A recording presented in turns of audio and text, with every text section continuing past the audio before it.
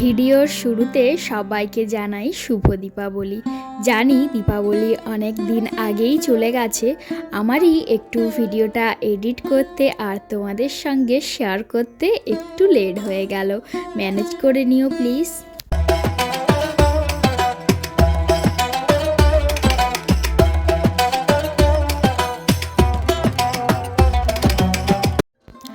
আজ দীপাবলি, সারা ভারতবর্ষ আজ আলোয় আলোকিত হয়ে উঠবে। আজ যেমন সারা ভারতবর্ষের দীপাবলি, তেমনি আমাদের বাঙালিদের আজকে হচ্ছে কালী পুজো। আজকের দিনে আমাদের কালী পুজো হয়। ছোটোবেলা থেকেই আমরা আজকের দিনে মোমবাতি জ্বালাই, ঝুরঝুরি, বোম ফাটাই, অনেক কিছু করি।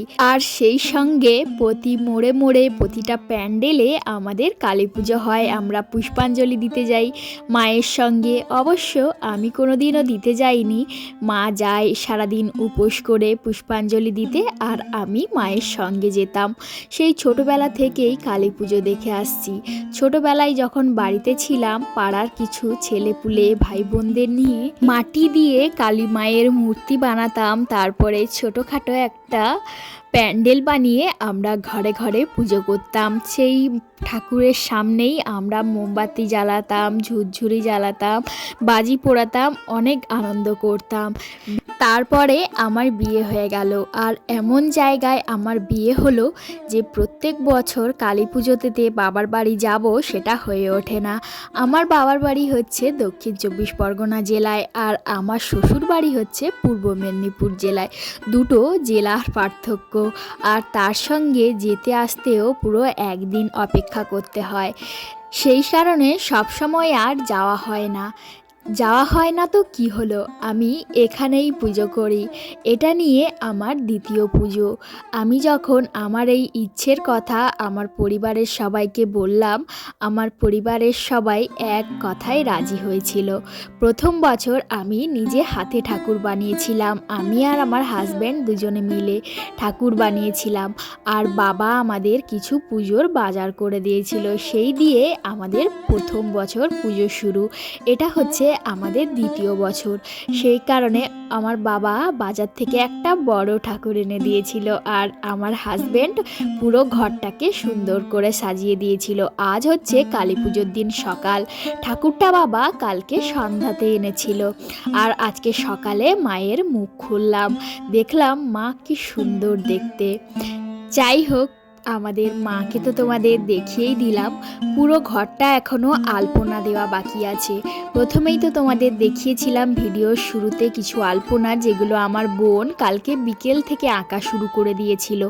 আর আজকেও বেশ কিছু আলপনা আঁকতে বাকিও আছে, তাই একটু আমিও আলপনা আঁকবো।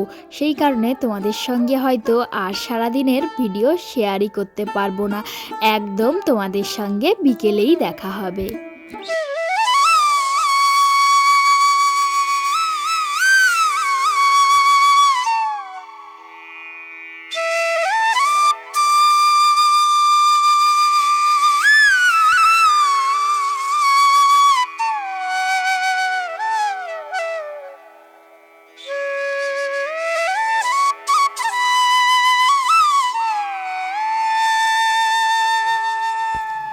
পায়ে আলতা পরাটা আমাদের বাঙালিদের কাছে একটা আবেগের মতো।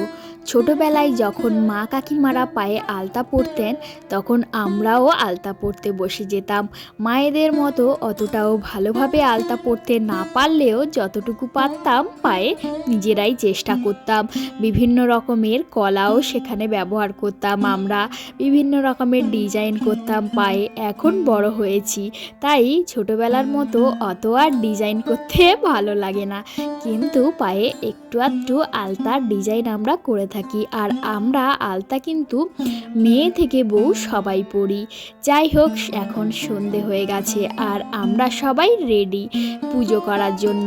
আমাদের এই ঘরোয়া পুজোতে কিন্তু কোনো পুরোহিত মশাই নেই, আমি নিজেই পুজো করব, তাই রেডি হয়ে পড়েছি। আর এখানে আমার ননদও রেডি, আর সেই সঙ্গে আমার বোনও রেডি। আজকে আমরা সবাই শাড়ি পরেছি, যেহেতু বাড়ির পুজো বলে কথা। কথায় কথায় ভিডিওটা অনেক বড় হয়ে গেল। আছে, তাই পুরো পুজোর ব্লগটা আলাদাভাবে আসবে। আজকের ব্লগটা এই পর্যন্তই। তোমাদের আমার আজকের সারাদিনের ব্লগটা কেমন লাগলো কমেন্টে ঝটপট করে জানাও, আর আমার চ্যানেলটিকে সাবস্ক্রাইব করে